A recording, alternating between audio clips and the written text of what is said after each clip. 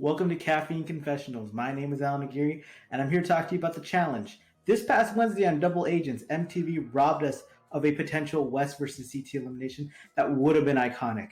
MTV has done this a lot of times over the years, and I created an article about 5 times MTV production ruined potentially iconic moments. But that's not what this video is about. This video is about 5 times MTV production actually elevated their show, actually elevated the cast, and gave us iconic moments by little decisions they made that were a bit outside the box or just very simple, but just elevated the show completely. Also, don't worry, you're not going to see this ugly face for much longer. I just wanted to give a personal touch to the intro. We're going to talk about challenge stuff, and you're going to see challenge stuff. Also, apologies for the lack of examples in video format, but we're trying to avoid copyright strikes. Let's get on to this top 5. Number 5, making the elimination between Jordan and Johnny Bananas' Wrecking Wall. In the moment, a lot of fans were really upset that Wrecking Wall was the elimination that would culminate the feud between Jordan and Bananas that had been going on all season. People who hate Johnny Bananas thought they were just gifting him a win because Jordan would have a disadvantage because of his disability, making it much harder to punch a wall when you only have one good hand to punch with. In reality, they made what is, in my opinion, one of the all-time great challenge moments. When Jordan pulls all those kill cards, he knows damn well the game he is playing in, he is most likely going to lose. Yet, he has told everyone in the house for weeks that he is going to take out Johnny Bananas, that he is going to pull all the kill cards, and so he has to do it even in the face of defeat. Jordan cannot beat his ego. He pulls all the kill cards, loses the elimination because of his disability, and also because Bananas is a good competitor, and it's a real humbling experience for him. This loss was actually a happy moment because it is undeniable that Jordan was the most annoying player in the game on free agents up to that point. He was getting into random fights with random people like Jessica, Latoya, CT. The guy was absurd and he was cocky on a whole nother level. At least when he's cocky now, he's proven to be one of the greatest challenge competitors of all time, maybe even the best. But back then, he was just coming off one finals appearance and was failing in all the daily challenges. Yet, he was acting like he was a 10-time champ. It was wild. He needed that loss. Free Agents as a whole was a good season, but it was in this moment that it peaked. Number 4, player introductions on Rivals 1 and then future seasons. If you aren't sure what I'm referring to, I'm talking about how an episode of Rivals 1, how the cast is in one big line, and then TJ tells them who their partner is one by one, explaining the history and the rivalries between them.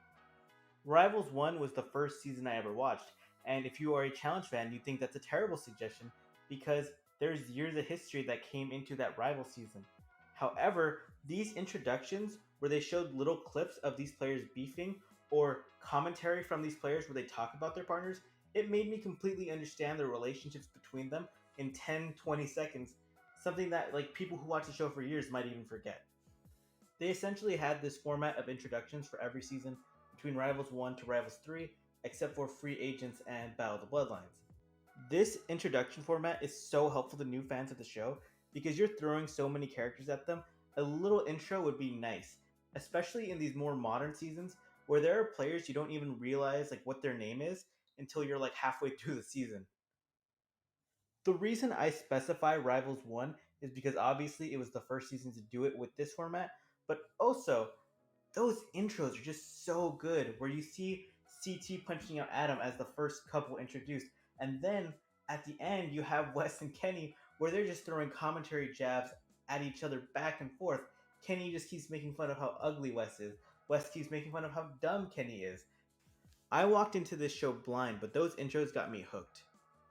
Number 3, making the War of the Worlds 1 final so difficult that you get fans to stop complaining about the difficulty of finals. As someone who has covered the challenge since Invasion of the Champions, I can tell you that without fail, at the end of Invasion, Dirty 30, Vendetta's Final Reckoning, all comments about the final were about, this kind of didn't feel like a final. That didn't seem too difficult. War of the Worlds 1, completely different. Completely squashed that ideology and made fans really appreciate what they were watching. On only day 1 of the War of the Worlds 1 final, players had to complete 4 laps running and biking throughout the desert with a 50-50 split of each. Each one of these laps was 6 miles. That's 24 miles in total, only 2.2 miles short of a marathon. To put this in perspective, the previous season Final Reckoning, the long distance running portion of that final was 4 kilometers, which equates to 2.2 miles. That means less than half a lap on the World 1 final was longer than the longest running portion on the Final Reckoning final. From a pure visual perspective, this final was enthralling because you had people like Turbo, Wes, and Theo competing for the win, and then you had people like Kara, Hunter, Ninja, Maddie, Georgia just trying not to quit. And these were elite competitors, people who have run finals before, just trying their best to survive. It was a total battle, and it gave me a lot of respect for the players who ran it. Even Maddie, who quit on day one, she trekked 16 miles before quitting. That's way more than the Final Reckoning final. Do I think every single final should be like this? No, but do I think it did a good job of quieting the fans who always complain about the difficulty of finals every season? Absolutely. Number 2, reintroducing CT to the Challenge franchise as a heavy hitter slash mercenary twist. Before the mercenary twist became popularized and overused during the Vendetta's Final Reckoning era of the challenge, the first time it was ever used, they were called heavy hitters and it was on Cutthroat. For this twist, 2 elimination competitors would get shocked when they showed up to elimination and would see a foe who was not in the game but was put solely in the purpose to face them in elimination. The player who does better against the heavy hitter or mercenary wins the elimination. MTV decided with their first heavy hitters, they were going to bring in 2 people we hadn't seen since they got kicked off the show for fighting, CT and Tina. Now, CT has been on this show for so long that newer viewers and hell, even fans of the show for 10 years who weren't around back then, don't fully grasp the fact that CT at one point was banned from the challenge. For a while there, CT was on a dark and belligerent path. He was completely toxic towards the females on his team for the Gauntlet 3. If you thought Nelson was bad on Total Madness, multiply that by 10. On Inferno 3, he gets kicked off day 1 for punching Davis in the face out of nowhere. And of course, there was CT bashing Adam Skolin on the Duel 2, chasing him all around the house. This was the straw that broke the camel's back, as many competitors from the show told MTV that they would not be coming back if CT were to be on the show. This put an inherent ban on him for a couple years. However, MTV wanted to test the waters and see if they could reintroduce CT to the franchise, and the perfect way to do this was the heavy hitter twist. At this point, do I still need to keep talking? Because you know what happens next. Once CT is introduced as a heavy hitter, he pulls off the most iconic moment in challenge history by backpacking Johnny Bananas. Whenever I tell people about the challenge, I show them that clip of CT backpacking another grown man, and it gets them hooked. This moment had fans clamoring for a full-time CT return more than ever. He comes back for Rivals 1, is the star of the show for that season, and has been a staple ever since. At number 1, the Underdog Bloodbath from Invasion of the Champions. Nowadays, Invasion of the Champions is a pretty well-liked season, except when it aired, and even to this day, the general format gets pretty maligned, mostly because fans were not happy with the fact that champions had to face champions in elimination, which meant we could lose Laurel, Kara, CT, Darrell, Bananas at any moment. Meanwhile, fans were outraged as they perceived the underdogs to have an easier path to the final, as they had less intense eliminations and the numbers advantage in daily challenges. In defense of the fans, they even had a rugby challenge where the underdogs were allowed to have 6 players and the champions were allowed to have 4. I don't know how MTV thought that was fair. Regardless, MTV completely redeemed themselves with the Underdog Bloodbath. The final 4 males and females of Invasion had to compete in a purge and then a 3-person elimination all in the same day. Fans who had been hating on the Lavender Lady Alliance, specifically Amanda and Ashley, labeling them as mean girls, were shut up in the mental portion of the Bloodbath when they were the first 2 to finish by miles. Amanda especially, someone who people just labeled as a layup, just completely beat everyone in this mental portion. On the opposite end of the spectrum, fans were able to laugh at Corey, Nelson, and Hunter being unable to solve a 3rd grade level Sudoku after an hour. Along with that, it proved that Jenna and Nicole, 2 people that had been labeled the strongest female underdogs, really weren't that balanced as competitors.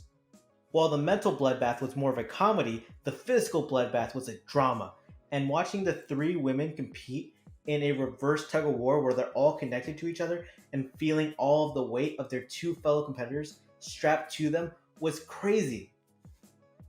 Amanda was the smallest girl, but never complained. She just kept pushing forward and forward. Somehow Nicole was able to turn around and pull on the ropes that were holding her fellow two competitors and push them all the way back.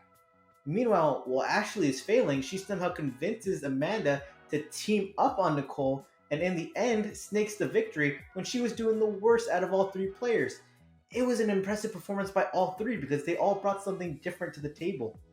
After Ashley wins, it becomes a one-on-one between Amanda and Nicole, where they're put in the middle of a circle, strapped together at the hip by a rope, and the first player to get 2 feet out of the circle wins the round. Best out of 3. Nicole was so cocky entering the elimination because she could manhandle Amanda, but Amanda used her brain and would switch the momentum at the last second to try and get her 2 feet out first. This worked the second round and was a quarter of an inch from working the first round. And man, if Amanda wins that, then everyone's opinion of Amanda as a challenger is completely changed. I mean, she lost that, and even then, some people finally gave her props as a competitor on Facebook, on Twitter, on Reddit. Then on the men's side, you have a completely different story. While the women's first round heat went for about an hour, the men's went for about 10 seconds because Nelson cut a deal with both Corey and Shane to work against the other. Nelson realizes at the last moment that he can pull one over on Corey by just going straight for his bell rather than running for the middle like they had agreed upon. Nelson does so, punches his ticket to the final, and he kind of becomes a challenge legend in that moment. Corey beats Shane in the final round, and that's a bit disappointing because Shane was a star all season and Corey was a bit underwhelming, but that's a challenge for you sometimes. That's bad luck. You have to understand that because of the bloodbath, this one episode completely elevated the stock of Amanda, Ashley, and Nelson as competitors and figures on this show. Over the next few years, they would completely take over the show and would be major figures in hookups, drama, competitive-wise, as Ashley's won 2 seasons. And we can all thank the bloodbath because of that. You might not like them, but this episode got you to care about them. MTV has made a lot of bad decisions over the years, but these were 5 really good ones. I hope you enjoyed this video. I hope you enjoy our channel. I hope you subscribe. I hope you like this video. I hope you comment on it. Tell me a decision that production made that you hated or loved. Anything. Thank you so much. Have a great day.